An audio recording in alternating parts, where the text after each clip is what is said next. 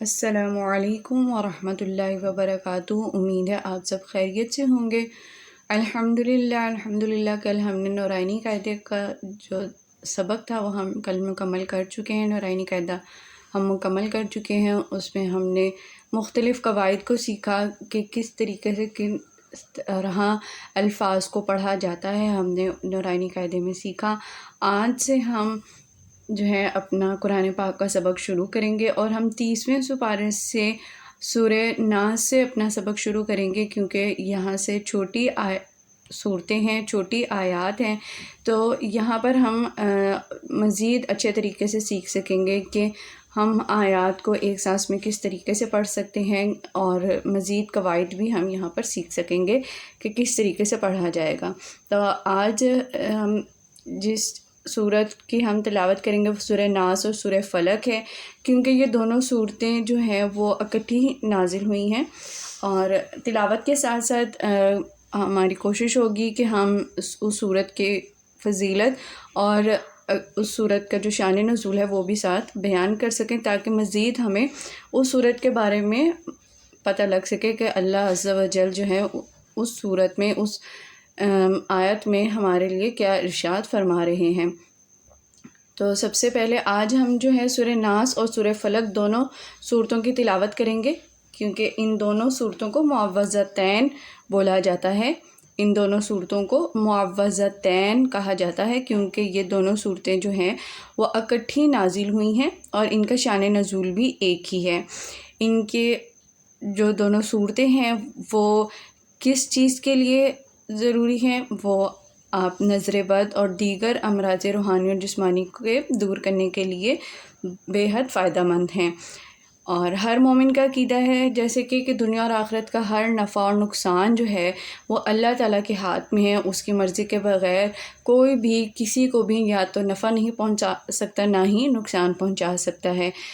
تو اسی وجہ سے ہمیں چاہیے کہ ہم دنیا اور آخرت کی تمام مشکلات سے بچنے کا ہمارے پاس کیا طریقہ کار ہے۔ طریقہ کار یہ ہے کہ انسان اپنے آپ کو اللہ کی پناہ میں دے دے، اور ان دونوں صورتوں میں اسی بات کی اللہ تعالیٰ جو ہے وہ ہمیں تعلیم دے رہے ہیں، جیسے کہ سورہ ناس میں اللہ تعالیٰ ہمیں بیان کر رہے ہیں کہ اخروی جو مشکلات ہیں، یعنی جو آخرت کی مشکلات ہیں، ان سے بچنے کی ہمیں تعلیم دی جا رہی ہے، جبکہ سورہ فلق میں دنیاوی مشکلات، آفات جو ہیں اللہ تعالیٰ کی پناہ مانگنے کی اس میں تعلیم دی جا رہی ہے، کہ ہمیں جو ہے سورہ فلق میں ہمیں کس چیز کی تعلیم دی گئی ہے۔ سورہ فلق میں ہمیں تعلیم دی گئی ہے کہ دنیاوی آفات سے اللہ کی پناہ مانگنے کی تعلیم ہے، اور سورہ ناس میں اخروی آفات سے بچنے کی تعلیم دی جا رہی ہے۔ اب ان دونوں صورتوں کا شان نزول کیا ہے؟ ان دونوں صورتوں کا شان نزول یہ ہے کہ ایک مرتبہ نبی کریم صلی اللہ علیہ وسلم بیمار ہو گئے، اور تقریباً 6 ماہ بیمار رہے۔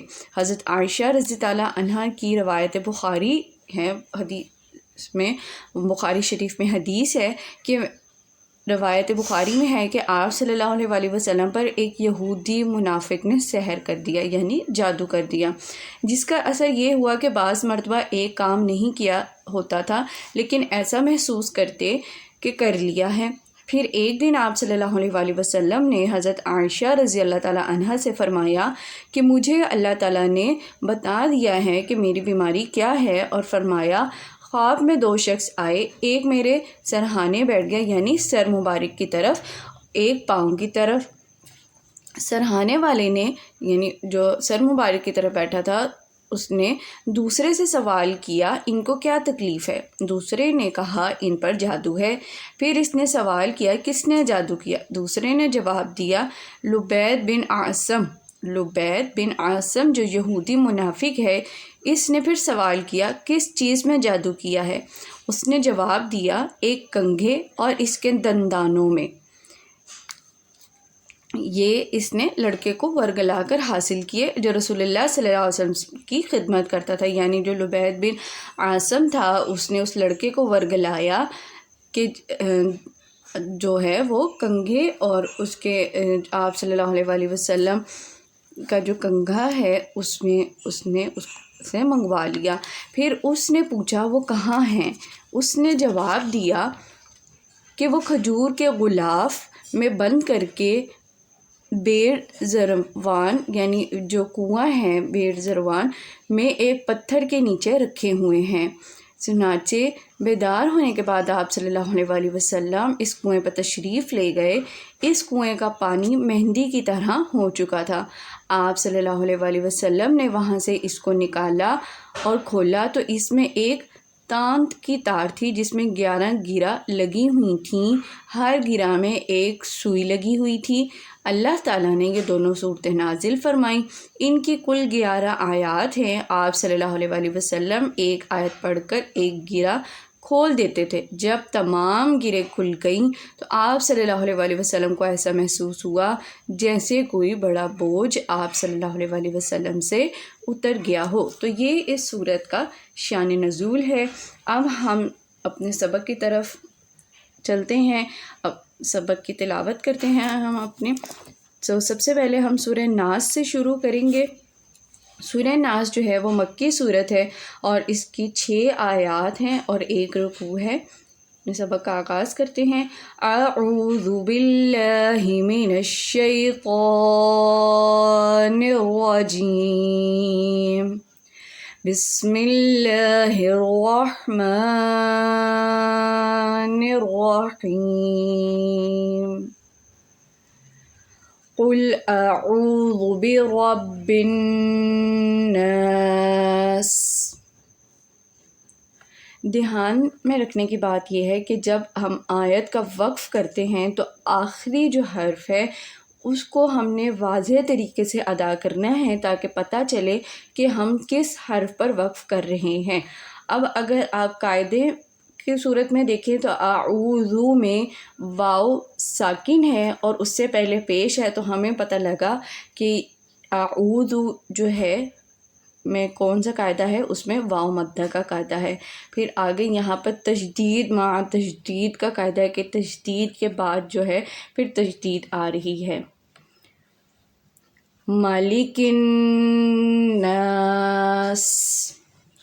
الہ الناس، من شر الوسواس الخناس، الذي يوسوس في صدور الناس من الجنة والناس۔ سورہ فلق کا سبق شروع کرتے ہیں۔ سورہ فلق جو ہے وہ بھی مکی صورت ہے، اس کی 5 آیات ہیں اور 1 رکوع ہے۔ بسم اللہ الرحمن الرحیم، قل اعوذ برب الفلق۔